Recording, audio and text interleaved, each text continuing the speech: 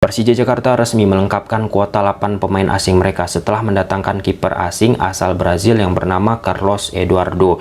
Sebelumnya, Carlos Eduardo banyak bermain di klub lokal Brazil seperti IBC FC, Retro, kemudian Chapecoense, lalu ada Santo André, dan lain sebagainya. Sebelum lebih jauh, aku nggak pernah bosan-bosannya untuk ingatkan teman-teman, ketika teman-teman tonton video ini, jangan lupa tekan tombol like-nya. Di musim terakhir, Carlos Eduardo bersama klubnya, ia memainkan 13 pertandingan, kebobolan 20 kali, yang artinya rata-rata 2 gol per match ke gawang Carlos Eduardo. Ya, kalau kita bicara kebobolan yang dialami oleh Carlos Eduardo, nggak bisa ujuk-ujuk kita salahkan 100% ke posisinya Carlos Eduardo.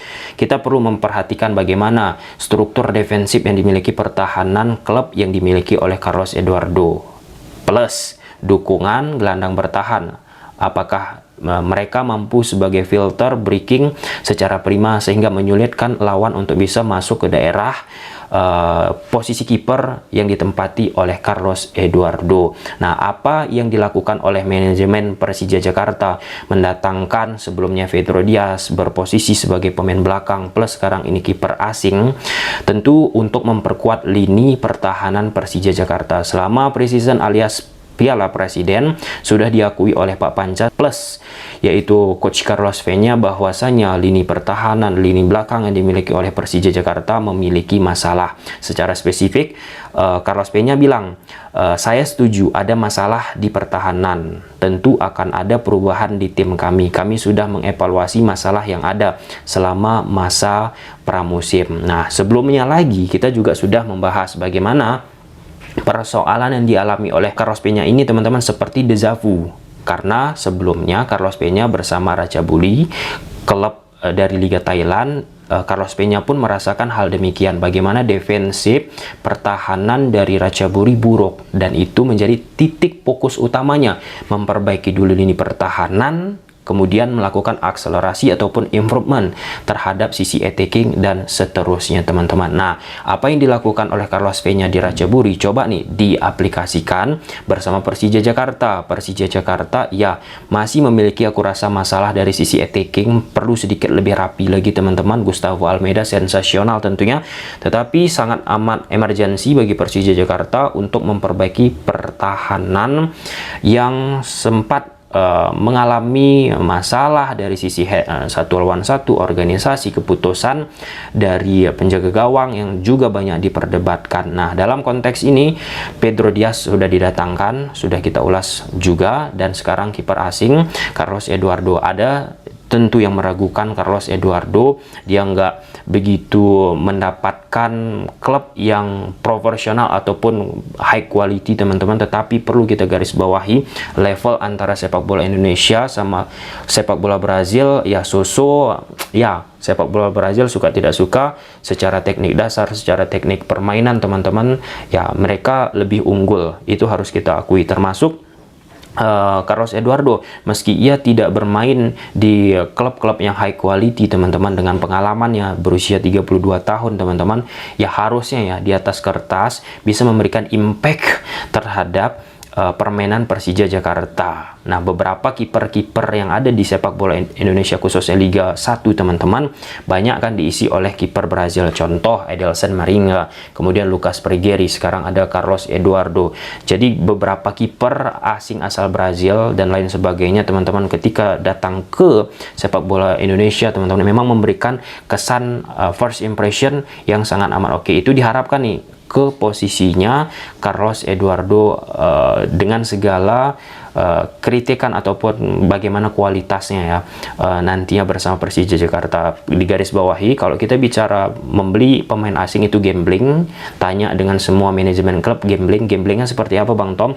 Kita beli ya dengan harga murah bisa sukses, kita beli pemain dengan harga mahal bisa aja nggak sukses, dan sebaliknya juga. Nah, jadi ya kita lihat aja penampilan dari Carlos Eduardo ini bersama Persija Jakarta. Nah, kita lihat dulu ya apa yang disampaikan oleh manajemen Persija Jakarta lewat website resmi mereka. Kita sambut kiper asal Brazil, Carlos Eduardo. Persija melengkapi kuota 8 pemain asing di awal bergulirnya Liga 1 adalah Carlos Eduardo, kiper asing asal Brazil. Sosok yang dimaksud Eduardo didatangkan untuk mengukuhkan lini belakang Macan Kemayoran selama musim 2024-2025. Dirinya akan bersaing dengan kiper senior Andre Tani, dua kiper muda Cahya dan Adre untuk mengisi pos utama di bawah Mister Gawang. Sangat senang bisa bergabung dengan Persija, suatu kebanggaan bisa berseragam salah satu tim besar di Indonesia.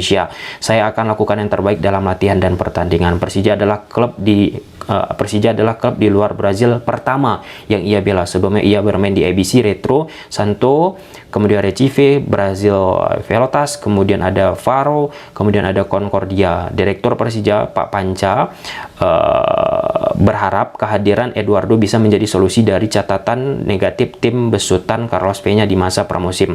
Sepanjang pramusim kami terus mengevaluasi tim. Kehadiran kiper baru merupakan cara kami untuk terus mempersolid kekuatan tim di musim ini. Sekarang Persija sudah memiliki 8 pemain asing yang menopang kekuatan skuad lokal. Saya berharap Persija bisa mengakhiri musim ini sesuai dengan target. Bagi Persija, Carlos Eduardo adalah kiper asing ketiga yang pernah memperkuat Persija. Ada sebelumnya Mbeng Jen asal Kamerun, ada Kamaruk asal Moldova. Eduardo diharapkan mampu berkontribusi untuk membawa Persija tembus ke 4 besar. Eduardo menyusul 7 pemain asing lainnya, teman-teman.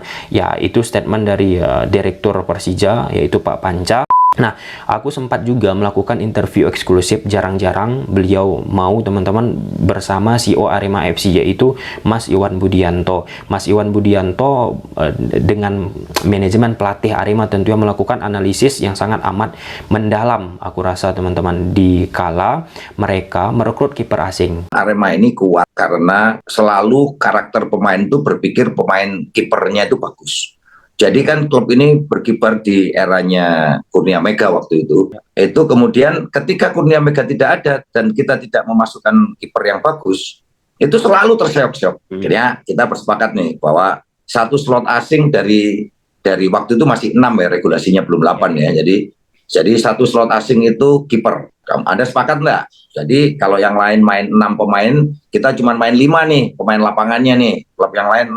Nah, dia bersepakat. Dari situ dulu kemudian kita mencari yang terbaik. Nah, pilihannya waktu itu jatuh di Lucas. Di belakang kita kasih pagar juga. Saya itu selalu mengambil contoh yang terbaik ketika Arema menjadi juara di tahun 2010. Saya bilang, di situ itu dia punya pemain asingnya itu usianya sudah tidak muda, tapi dia punya pengalaman, kemudian dia bisa menjadi leader di belakang, akhirnya menenangkan pemain tengah dan pemain depan. Jadi saya perlu pemain asing di belakang itu, pemain yang tidak perlu terlalu muda, lebih tua sedikit tidak apa-apa, tapi dia berpengalaman. Nah, itulah pilihan kemudian jatuh kepada Choi dari Korea itu, karena dia pernah 7 kali juara bersama John Book atau apa saya lupa itu, ya. Terus kemudian dia bermain di klub-klub besar lah di Korea. Jadi Pak, kalau saya lihat juga Pak ya, kenapa mereka merekrut kiper asing? Bahwasanya saat Arema itu sukses, rata-rata kiper yang mereka miliki itu sukses. Kiper yang mereka miliki itu hebat. Kurnia Mega, Adelson Maringga, dan sebelumnya ada Ahmad Kurniawan, dan seterusnya, teman-teman. Nah, untuk musim ini Lucas Pregeri didatangkan. Itu yang diharapkan. Kiper kuat, kiper hebat,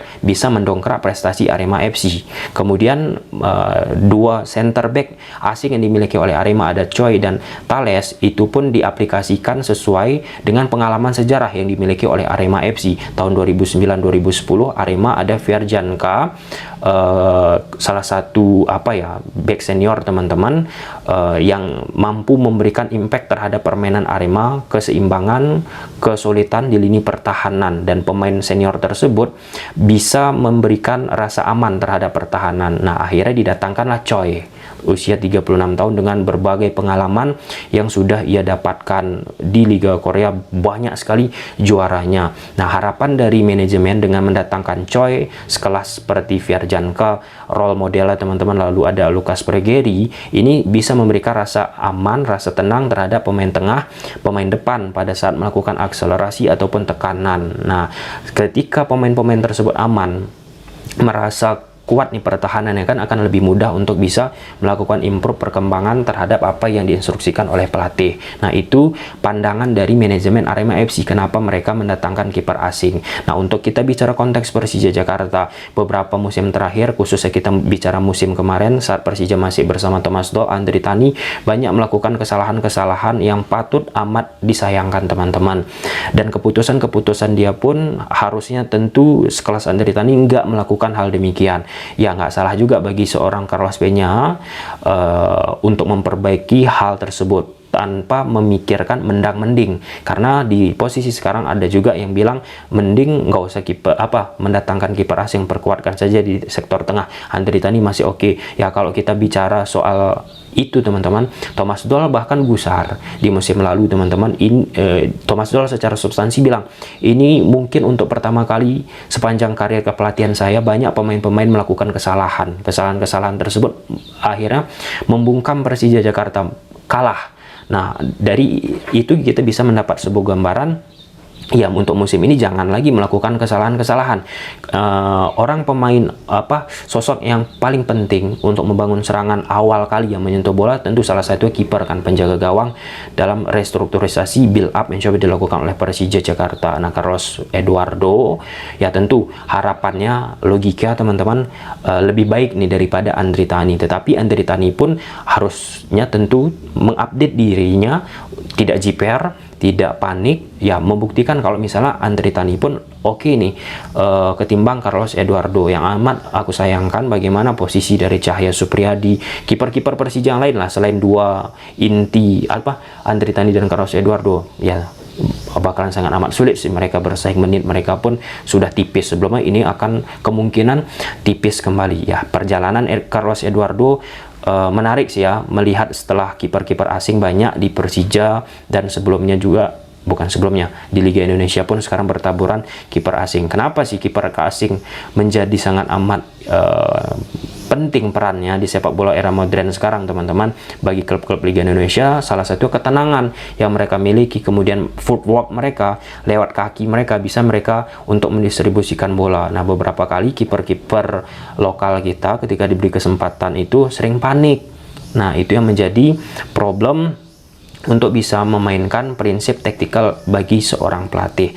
Ya, good job dengan kedatangan Carlos Eduardo. Aku coba juga beberapa kali membaca artikel ya setelah Carlos Eduardo diumumkan Persija datang nih, dari artikel yang dimiliki klub-klub Carlos Eduardo sebelumnya plus media-media yang ada di Brazil. Kalau misalnya Carlos Eduardo ini beberapa kali melakukan penyelamatan, ada sesi tendangan penalti teman-teman, ia menjadi penyelamat. Dari sifat itu harusnya bisa memberikan pengaruh besar terhadap defensif yang dimiliki oleh Persija Jakarta. Ya, mungkin sampai sini aja teman-teman, dan aku pun mengapresiasi bagaimana Persija Jakarta yang sebelumnya mengatakan 6 pemain asing saja sekarang melengkapkan pemain asing. Ya, sebuah inisiasi yang sangat amat baik. Oke, mungkin sampai sini aja. Gimana menurut teman-teman? Coba silahkan tulis di kolom komentar.